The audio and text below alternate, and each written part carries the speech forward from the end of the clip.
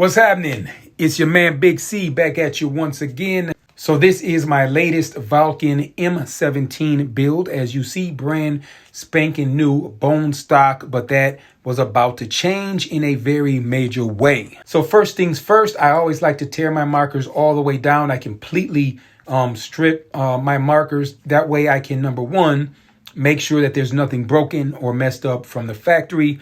And number two, I can remove all of the furniture that's being replaced now. You know, being that I have to take the shit off to open up the marker for modification anyway, I might as well just get it off. So now after I got done taking the marker apart, it's time for phase two, which is modifying a couple things internally to allow for running this M17 at those higher velocities needed for self-defense, which means improving performance, improving reliability, and most importantly, the ability to fire those heavier KIPs with consistency and with stopping power. So these are the modifications we're going to do to this particular M17. I basically follow the lead from Mikey, Canada Riot Ball, fame and notoriety. He focuses a lot of his attention on the M17 platform for less lethal defense, and he offers just about anything you need for parts and customization of this Valken platform. Now, of course, everyone working on these markers understand that things don't always go smoothly. Sometimes you can't find tools, nuts and screws get dropped, springs go flying across the room. Even just routine distraction of life can take you away from. All right, so the first modification that I tackled was the PRV delete, PRV as in the pressure relief valve. And we do this because for self-defense, we want as much air pressure moving through that bolt as possible. Now, the factory PR screw, pressure relief screw, has a valve built into it. I don't know if you guys can see that, but hence the name pressure relief valve.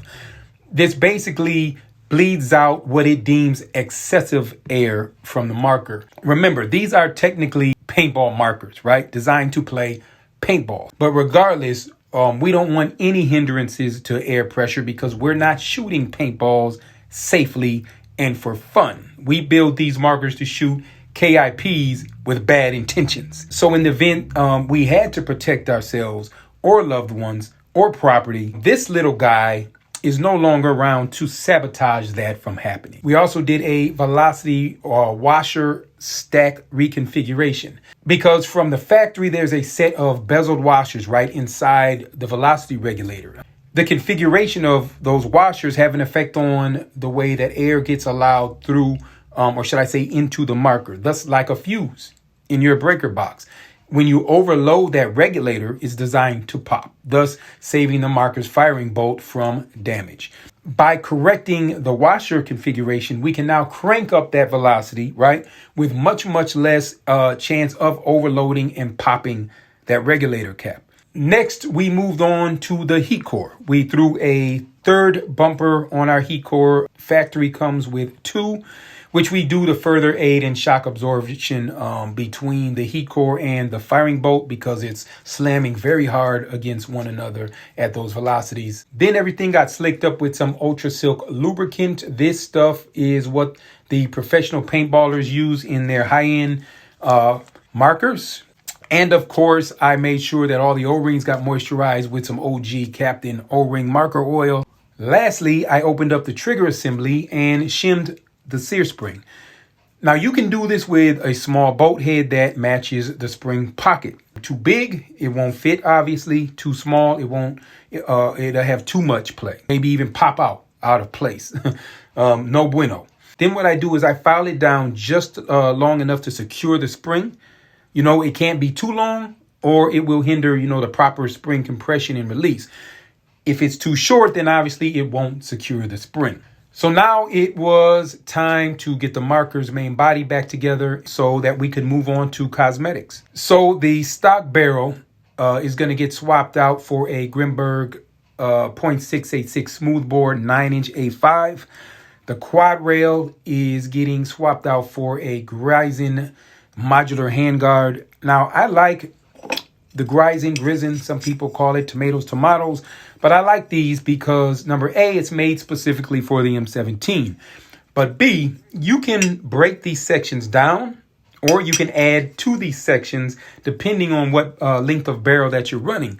Now, I originally contemplated mounting a Magpul AFG foregrip until I mocked the rifle up and I really got a feel for it and decided to go with a smaller Bravo company KAG instead.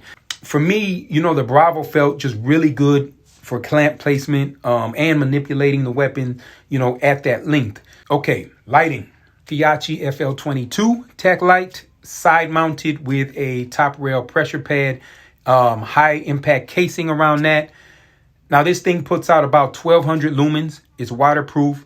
It's got the strike and glass breaking front bezel, a rechargeable battery system, and it comes with a standalone battery cap. So you can also use it as a handheld flashlight as well. Fiachi V30 Optic, which is very cool because this not only has an automatic shut-off feature. After an hour, it will power down, but also a motion activated wake feature as well. So if it's been stationary, once you get on that weapon, that fucking optic comes alive.